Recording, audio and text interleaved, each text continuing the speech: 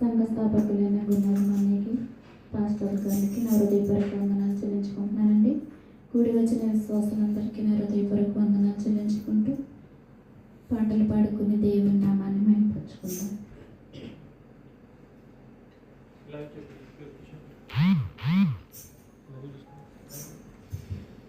కృపలను తలంచుచు ఆయుష్కాలమంతా